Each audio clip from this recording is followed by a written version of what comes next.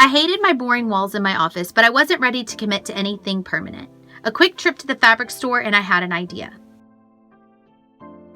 I fell in love with this beautiful floral fabric as soon as I saw it, and I knew it would be perfect on my office wall.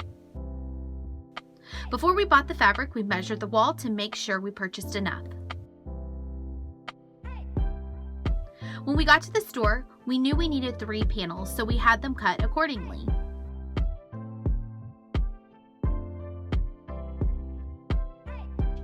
Next, it was time to hang. We started in the corner and used a staple gun along the top to secure the fabric in place. After we stapled the top, we stapled the side along the corner of the wall.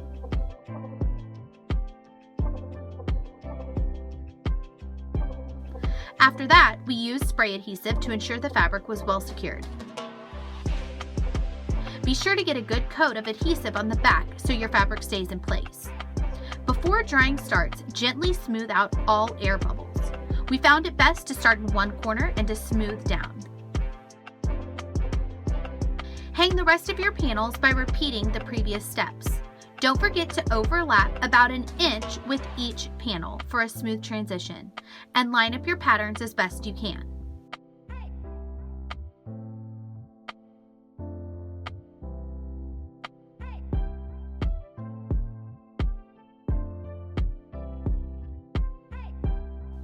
Once all panels are hung, smooth and staple along the bottom about 1/4 inch above your baseboard.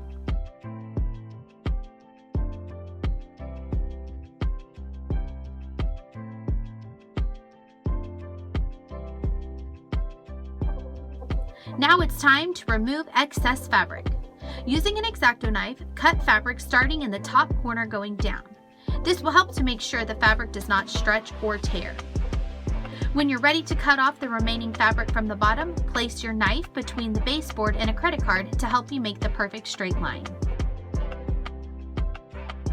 Next, gently cut around any outlets using your X-Acto knife and a credit card. You only have to cut enough for the outlet to be free, not the entire size of the hole.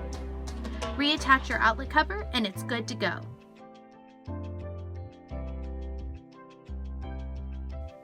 And there you have it, a fun and easy change to any room.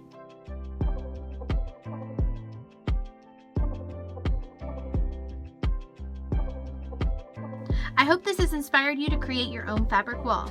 See you in my next video.